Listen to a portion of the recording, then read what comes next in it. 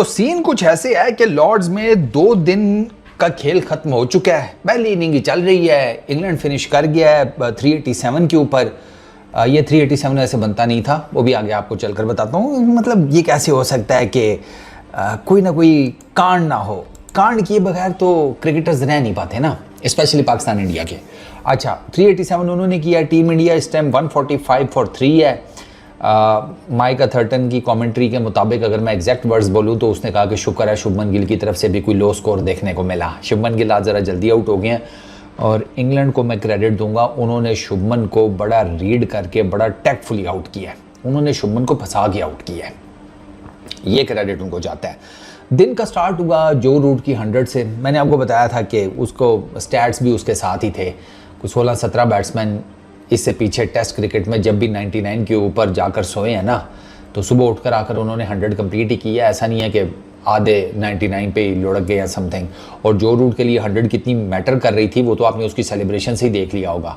वरना तो बड़े कूल काम स्वभाव का आदमी है जो रूट, खीरा तबीयत का है, लेकिन वो उसकी सेंचुरी बता रही थी कि भाई प्रेशर उसके ऊपर भी है ठीक ठाक। वो उसकी सेलिब्रेशन ही आपको पता चल गया होगा। वो तो उससे बाद में पूछा भी है डे एंड के ऊपर, खैर थी तुम तो ऐसे नाचे हो जैसे 40 साल में बाजी का रिश्ता हो गया।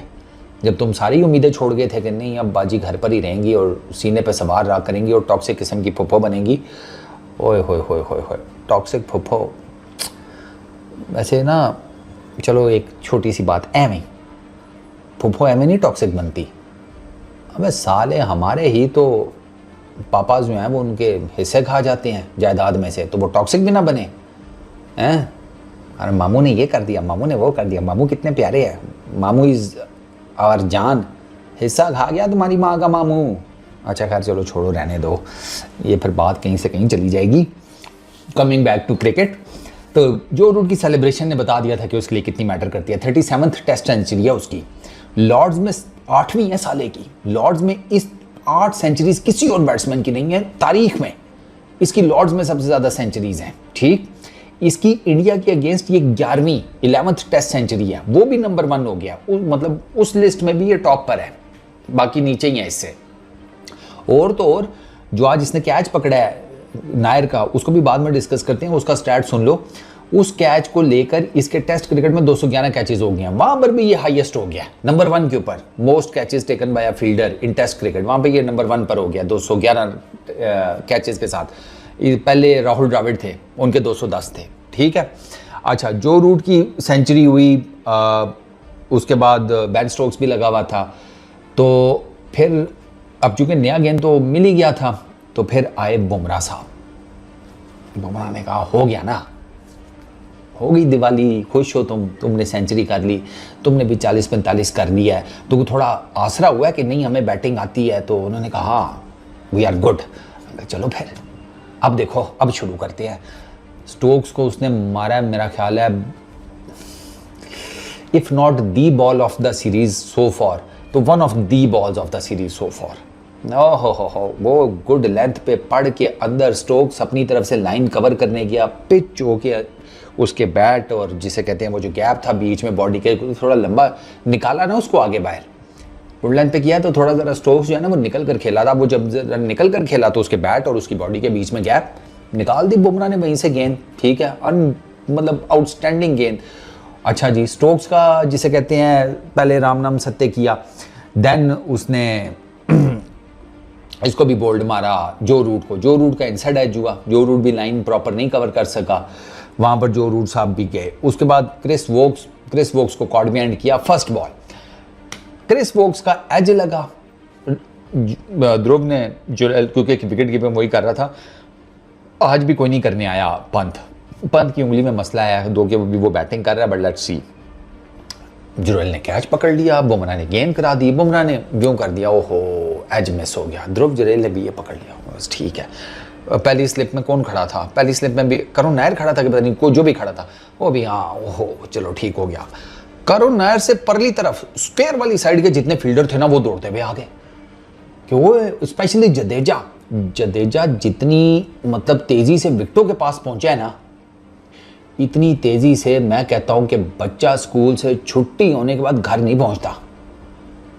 इतनी तेजी से मिनट, मतलब आप इमरजेंसी में वो कहे ना अगर कि पापा जल्दी से घर आ जाएं, चोर आ गए हैं या कुछ भी इमरजेंसी होगी या गॉड फॉरबिड, आपका पापा इतनी जल्दी नहीं पहुंचेगा जितनी जल्दी ये पहुंच गया विकेटों के ऊपर, क्योंकि ये स्क्वायर पे खड़ा था, इसने आवाज़ सुनी, ये बाकी जो फील्डर थे इन्होंने कोई हल्की सी आवाज़ सुनी, वो आवाज़ ना सुनी बॉलर ने, ना विकेट कीपर ने, ना फर्स्ट स्लिप के फील्डर ने, ठीक है, कवर्स तक में वो आवाज़ सुनी गई है। शुभमन गिल को भी शायद हल्की सी कुछ हुई, इट वॉज जडेजा जिसने शुभमन गिल को पंप किया कि रिव्यू ले लो, हुआ है कुछ ना कुछ, वो एक्शन रिप्ले दिखाया तो हाँ आवाज़ तो आई थी, बाद में जब वो स्नेकोमीटर शीटर और बाकी चीज़ें आई तो पता लगा हल्का सहज जू है, तो क्रिस वोक्स की विकेट टेक्निकली जडेजा की विकेट बनती है, वरना बुमराह और विकेट कीपर को तो पता ही नहीं चला था, ठीक है।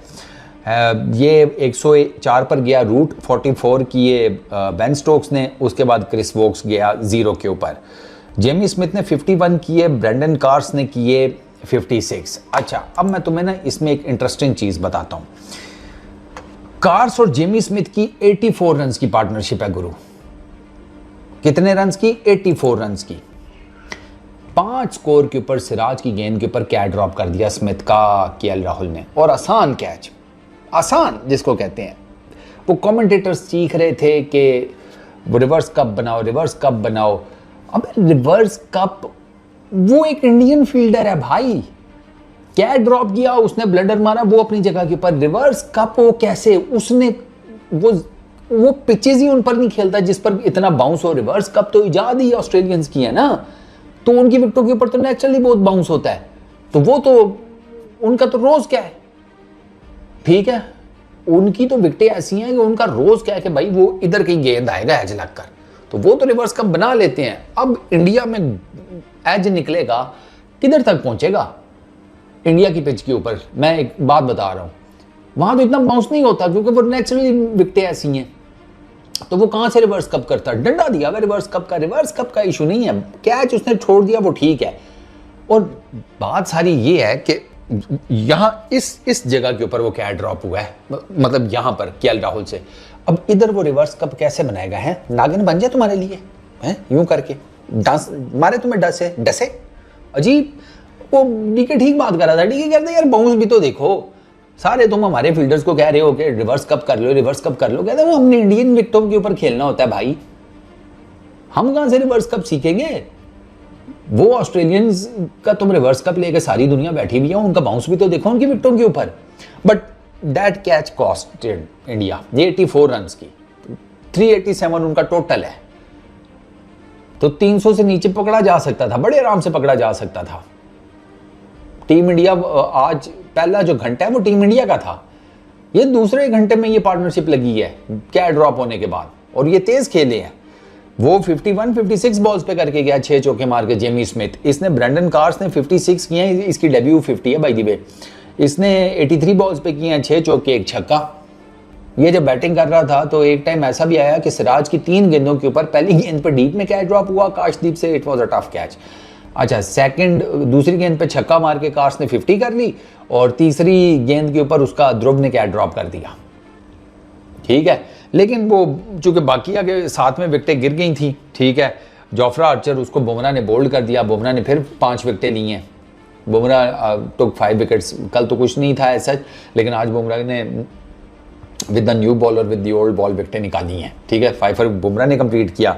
शुएब बशीर दूसरे एंड पर था तो ब्रेंडन कार्स ने मार धाड़ करने की कोशिश की, इवेंचुअली वो जिसे कहते हैं सिराज की गेंद पर ही बोल्ड हुआ, पहले ही ज़रा ऑफ साइड पर चला गया ना वो चीकी शॉट खेलने, तो वो इतना पहले चला गया कि Siraj had all the time in the world.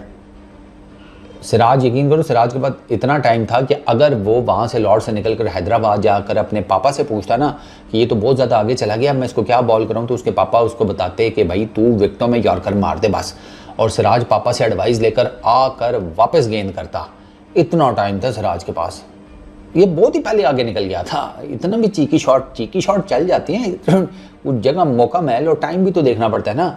ये 200 साल पहले ही विकेटों की ऑफ साइड पे चला गया, अभी मेरा ख्याल है सिराज शायद भागता हुआ आ रहा होगा जब ये विकेटों से ऑफ साइड पे निकल कर खड़ा हो गया था, तो सिराज तो फिर उसने मार दिया फुल बाटा यॉर्कर, वो खड़क गई इसकी विकेटें। खैर, Bumrah 5 wickets, 5 for 74, 2 wicket Siraj ने लिए हैं, 2 विकेट्स रेड्डी ने लिए हैं, 1 विकेट जडेजा ने ली है, ठीक हो गया जनाब। ये जिसे कहते हैं इंग्लैंड की बैटिंग लाइन की सूरत हाल थी। एक और जो बहुत ज़्यादा बात हो रही है ना वो है जी, वो जो शुभमन गिल का ने बॉल चेंज किया, नया बॉल ये जो मिला था ना वो शुभमन गिल ने चेंज किया था ना, पता नहीं कितने 10 ओवर्स के बाद कि कितने 10-12 ओवर्स बाद, उस पे शुभमन गिल को काफ़ी ज़्यादा क्रिटिसाइज किया जा रहा है कि दैट वाज अ ब्लंडर, वो बॉल नहीं चेंज करना चाहिए था, वो बॉल जो है वो मूव अराउंड कर रहा था। अब आपने रैंडमली एक डब्बे में से बॉल उठानी है and you have absolutely no idea कि वो जो मैं बॉल चुकने लगा हूँ वो कुछ करेगा इस विकेट के ऊपर नहीं, या किसी भी विकेट के ऊपर कुछ करेगा या नहीं, ठीक है। तो ये शुभमन गिल के ऊपर ना काफ़ी ज़्यादा क्रिटिसिज्म हो रहा है। नासिर हुसैन ने भी किया है, काफ़ी और भी लोग कर रहे हैं, सोशल मीडिया पर भी शुभमन गिल को लताड़ा जा रहा है कि यार अनदर कैप्टनसी ब्लंडर के तुम्हें वो बॉल चेंज नहीं करना चाहिए था, वो बॉल आगे पीछे हो रहा था, क्योंकि वो जो चेंज्ड बॉल था ना वो कुछ नहीं किया, उसने कुछ भी नहीं किया, उस पर इंग्लैंड वालों ने किया, ये कार्स ने और इसने जेमी स्मिथ ने जो 80-85 रन की ये पार्टनरशिप लगा के ना वो उन्होंने किया, इंडियन बॉलिंग लाइनअप से कुछ नहीं हुआ। यार ठीक है शुभमन गिल ने ब्लंडर मारा, आई एग्री, बट यार ड्यूक्स को क्यों नहीं को पूछ रहा हूं, भाई ग्रोसरी वालों क्या गेंदे बना रहे हो, इतनी थर्ड क्लास क्वालिटी। और इस पे स्टुअर्ट ब्रॉड ने सिर्फ बात की है, स्टुअर्ट ब्रॉड कहता है कि यार भाई बॉल की क्वालिटी अच्छी होनी चाहिए, एक गेंद है जिससे टेस्ट में स्टार्ट हुआ है तो वो 80 ओवर तो निकले ना, इतनी तो क्वालिटेटिव होनी चाहिए गेंद। ड्यूक्स को कोई कुछ कह नहीं रहा, सारा मलबा गिराया जा रहा है शुभमन गिल के ऊपर, ये जाती है। आप आधा फॉल्ट अगर शुभमन गिल को दें, आधा ड्यूक्स की गेंद को दें तो फिर भी समझ में आती है, वो उनकी क्वालिटी इतनी पुअर है, 10 ओवर बाद 12 ओवर बाद वो गेंद ही डी शेप हो जाती है, सॉफ्ट हो जाती है, अजीब सी हो जाती है, वो रिंग में से नहीं गुजर रही होती।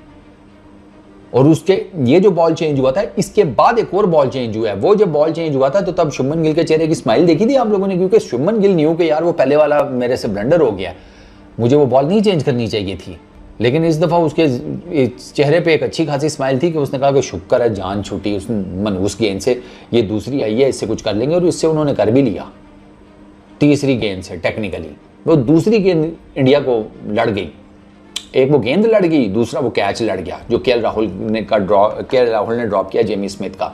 तो इट्स नॉट अबाउट कि शुभमन गिल ने ब्लंडर मारा, शुभमन गिल से गलती हुई बॉल चेंज करने की, बट यार बॉल की क्वालिटी के ऊपर भी बात करनी चाहिए। और ड्यूक्स की फटीचर क्वालिटी चल रही है यार, फटीचर क्वालिटी चल रही है, इस तरह तो नहीं होता भाई। और ड्यूक्स वालों क्या हो गया है, तुम भी वो बोइंग कंपनी की तरह सालों रेलू कट्टे टाइप का जहाज बनाकर वो मैदान में उतारे जा रहे हैं और दुनिया को बता नहीं रहे, और इधर तुमने फुद्दू किस्म की गेंदें बनाकर इंटरनेशनल क्रिकेट में टेस्ट मैच ही बंदा देख लेता है भाई। होनोलुलु और मोज़म्बिक की टीमों के बीच में नहीं है, इंडिया और इंग्लैंड की टीम के बीच में क्रूशल टेस्ट सीरीज है, WTC के कॉन्टेक्स्ट के हिसाब से देखा जाए, तुम उसमें फुद्दू किस्म की गेंदें दे रहे हो जो कि 10-10 ओवर्स नहीं चल रही। तो I stand with Stuart Broad, वो बिल्कुल ठीक कह रहा है कि यार गेंद को भी तो कोई क्रिटिसाइज करे, गेंद का मतलब होता है भाई गेंद आई है 80 ओवर कम से कम निकलने चाहिए उसके, इतनी उसकी क्वालिटी होनी चाहिए। खैर coming to India's inning, India ने किए सर 145 फॉर 3। जसवाल उसने स्टार्ट लिया, 3 चौके आते साथ ही वोक्स को धड़ाल धड़ाल धड़ाल, पहली गेंद पे ही चौका बल गए। खैर हो ये क्या करने लगा है, उसने ठीक ठाक किस्म का स्टार्ट लिया, लेकिन आर्चर आया फिर, ठीक है, और आर्चर साहब ने आते साथ ही निकलवाया एज आउटसाइड, वो जो सर्टन एक चैनल है थोड़ा सा ना एंगल्ड अवे करके, बहुत ज़्यादा अवे नहीं, क्योंकि आप जसवाल को थोड़ा ज़रा ज़्यादा अवे करेंगे वो कट मार जाता है, वो ना एक सर्टन ऑफ स्टंप का चैनल है कि ये बैटिंग कर रहे हैं ना तो ये वाला जो यहाँ पर वो फंसता है स्टार्ट में, जसवाल यहाँ फंसता है, अगर आप उसको हल्का सा वहाँ से बाहर निकालेंगे ना वो फंसता है, वो इस एज देता है। आर्चर को पता था मैंने इसको किधर पकड़ना है, क्योंकि आर्चर का टीममेट भी तो है ना उधर राजस्थान रॉयल्स में, तो नेट्स में तो उसने इसको बॉलिंग की भी है, तो Archer new, simple is that, Archer को पता है मैंने इसको किधर पकड़ना है, आर्चर ने पकड़ लिया आके, ठीक है। तो जसवाल जल्दी चला गया 13 के ऊपर। अच्छा, फिर उसके बाद केएल राहुल और करुण नायर आए, उनकी पार्टनरशिप लगी 61 रन की, ठीक खेल रहे थे। करुण नायर का ना जनाब स्टोक्स ने निकलवाया आउटसाइड एज, 40 की है करुण नायर ने, ठीक खेल रहा था आज, ठीक है, वो एज तो चलो निकला, वही थोड़ा एंगल बैट के साथ करुण नायर ने खेला, बट जो रूट ने कैच पकड़ा है ना, ऐसा कैच नॉर्मली वो 1 हैंडेड ब्लाइंडर नीचे से 2-3 सेंटीमीटर घास के ऊपर से उसने उठा लिया, 1 हैंडेड वो, और वो भी लेफ्ट हैंडेड, ठीक है, वो ऐसे कैचेस स्टक करते हैं। मैं हमेशा कहता हूँ ऐसे कैचेस लिए नहीं जाते, ऐसे कैचेस हो जाते हैं। ये बेसिकली उसके हाथ में स्टक कर गया, वो आउट हो गया। हालांकि थर्ड अंपायर पे गया था कि यार अंपायर्स को था, ऑन फील्ड अंपायर्स को कि यार चेक करवा लेना चाहिए, बहुत ही घास के करीब से पकड़ा इसने, बट जो रूट ने सम ऑफ द अदर वो कैच मैनेज कर लिया। तो करुण नायर का कैच बहुत आउटस्टैंडिंग पकड़ा गया। अच्छा, शुभमन गिल को इन्होंने कैसे आउट किया? शुभमन गिल के अगेंस्ट इन्होंने पता क्या प्लान किया? इन्होंने कहा कि शुभमन गिल का हमने देखा है पहले 2 टेस्ट मैचेस में कि ये क्रीज से बाहर निकल के खड़ा होता है। ये कम अज कम गेंद को ना, अगर आप विकेट से देखें ना, तो ये गेंद को कम अज कम जिसे कहते हैं 2 यार्ड प्लस कर लो, इतने फासले पे जाकर ये गेंद को खेल रहा है। उससे ये गेंद को वो मूव ही नहीं करने देता जिसको हम एंटिसिपेट करते हैं हम। और ये शुभमन गिल ने बेसिकली अपना जो अंदर आता हुआ गेंद है उसका जहर मारने के लिए किया हुआ है। और ये टेक्निक पहले 2 टेस्ट मैचेस में शुभमन गिल की आउटस्टैंडिंग वर्कआउट की है कि क्रीज से बाहर निकल के खड़े हो, लंबा करके इनको खेलो, इनकी गेंद की मूवमेंट इनिशियली किल कर दो। और अगर पैड पे लग भी गई तो मैं ऑलरेडी इतना आगे जाकर खेल रहा हूं कि देयर इज नो वे कि मुझे एलबीडब्ल्यू दे दिया जाए। पॉइंट बिल्कुल वैलिड है उसका टेक्निक भी बिल्कुल ठीक थी। इन्होंने क्या किया, ये वोक्स को लाकर जेमी स्मिथ आगे खड़ा हो गया। अब देयर वाज नो वे कि शुभमन गिल क्रीज से बाहर जाता, पहली चीज़। दूसरी चीज़ यह है कि बैट्समैन की साइकी में ये बात याद रखिएगा, ये आपको ना जब आप स्पिनर्स के अगेंस्ट देखेंगे ना तो आपके जहन में एकदम से बात मेरी क्लिक हो जाएगी। विकेट कीपर जब विकेटों के साथ खड़ा होता है ना, जो बैट्समैन होता है ना, उसकी पूरी कोशिश होती है हर गेंद को बैट से खेलूं। ये नेचुरली कोई इंस्टिंक्ट है बैटर्स की। आप स्पिनर्स को देखें, कोई भी विकेट कीपर जब आगे खड़ा होता है, स्पिनर लगा होता है, बैट्समैन कितनी गेंदें जो है वो छोड़ता है, वो खेलता है सारी गेंदें, ऑलमोस्ट सारी की सारी। सेम यही चीज उस पेस बॉलर के अगेंस्ट भी होती है जिसके ऊपर विकेट कीपर आगे आगे खड़ा है। शुभमन गिल ऑलमोस्ट हर गेंद खेल रहा था क्रिस वोक्स की। क्रिस वोक्स ने क्या किया कि पहले वो ना विकेट के साथ साथ आकर गेंद फेंकता रहा है शुभमन गिल को ऑफ स्टंप के चैनल के ऊपर, ठीक है। ये जिस गेंद पर आउट हुआ है ना शुभमन गिल, ये इसने वाइडर जाकर की है, वाइडर जाकर किया और उस गेंद ने अपनी जो लाइन है ना वो होल्ड रखी है। सीम्स पड़ने के बाद वो आगे पीछे नहीं हुई। शुभमन गिल ने इस गेंद को way too close to the pad खेला है, ठीक है। तो वो जो लाइन थी ना वो प्रॉपर नहीं कवर हुई शुभमन गिल से, उसका हल्का सा आउटसाइड एज लगा और जेमी स्मिथ ने कैच पकड़ लिया और बड़ा ज़बरदस्त किस्म का कैच पकड़ लिया। तो शुभमन गिल को इन्होंने इस तरीके से न्यूट्रलाइज किया है इस इनिंग में। शुभमन गिल ने टोटल 16 स्कोर किए हैं, 16। शुभमन गिल को बाकी और कोई प्रॉब्लम नहीं हुई आज भी बैटिंग करते हुए। The moment Stokes Jamie Smith को आगे लेकर आया है और वोक्स को लगाया है, शुभमन गिल के लिए ना उस टाइम थोड़ा सा चीज़ें जो है ना वो डिफरेंट हो गई थी। और वो फिर मैंने आपको माइंडसेट बता दी है। 4 इनिंग्स हो गई हैं, रन्स का अंबार लगा हुआ है, बैट्समैन विकेट पिच से निकल क्रीज से निकल कर इतना लंबा आगे जाकर फास्ट बॉलर्स को खेल रहा है, तो वो एक माइंडसेट ही और होता है। अब डिफरेंट माइंडसेट के साथ उसी पेस बॉलर को बैटिंग करनी पड़ गई कि अब क्रीज में खड़े होने, क्योंकि विकेट कीपर साथ है, गेंद छोड़ी वो तो पीछे स्टंप कर देगा। तो उन्होंने शुभमन गिल को बहुत टैक्टफुली आउट किया है इंग्लैंड ने। तो दे हैड अ प्लान। वो जोफ्रा आर्चर वाला और वो सारी गेम तो पता नहीं कहाँ रह गई। ये जो क्रिस वोक्स को बॉलर बनाकर इन लोगों ने ये जाल फेंका ना शुभमन गिल के लिए, शुभमन उसमें फंसा है आज। अब चूँकि शुभमन गिल भी इंटरनेशनल बैटर है तो मोस्ट प्रॉब्ली अब शुभमन गिल भी इसका कोई ना कोई एंटीडोट ज़रूर लेकर आएगा, वरना तो ये उसके लिए मसाइल पैदा कर देंगे अगली 5 इनिंग्स में, समझ रहे हैं ना। तो बाकी अभी केएल राहुल बैटिंग कर रहा है 53 के ऊपर और Rishabh Pant is on 19 runs. कल का दिन क्रूशल है काफ़ी, तीसरा टेस्ट मैच और उसका तीसरा दिन कल बहुत क्रूशल है। इंडिया को कल बैटिंग करनी है, लंबी बैटिंग करनी है। कहीं लुढ़क शुढ़क गए ना समथिंग तो फिर there is every possible chance कि उनके लिए मसला पैदा हो जाए, क्योंकि चौथी इनिंग इस टेस्ट मैच में इंडिया ने खेलनी है। और चौथी इनिंग खेलने का ना, स्पेशली जब आप चेज़ करने जा रहे हैं कोई समथिंग, उसका प्रेशर ही और होता है। चौथी इनिंग्स का टारगेट चेज़ करने का ये बहुत हैवी ड्यूटी प्रेशर होते हैं। तो लेट्स सी, फिलहाल तो अभी आप ये नहीं कह सकते कि ये टेस्ट मैच किसी एक साइड के ऊपर टिल्टेड है। अभी आप नहीं कह सकते कुछ। एक विकेट क्रिस वोक्स ने लिया, एक आर्चर ने, एक बेन स्टोक्स ने। कल अगर इंडिया लंबी बैटिंग कर जाता है और अगर स्कोर्स ड्रॉ भी कर ले तो भी ठीक है, लेकिन अगर इंडिया लंबी बैटिंग कर गया ना फिर स्कोर्स ड्रॉ नहीं होंगे, फिर इंडिया खींच ही जाएगा 387 से ऊपर। सो कल का जो ओवरऑल 3 सेशंस है ना वो काफ़ी क्रूशल हैं दोनों टीम्स के लिए। इस वीडियो में इतना ही, अपना बहुत ख्याल रखना, नेक्स्ट वीडियो में मुलाकात होगी, पीस आउट।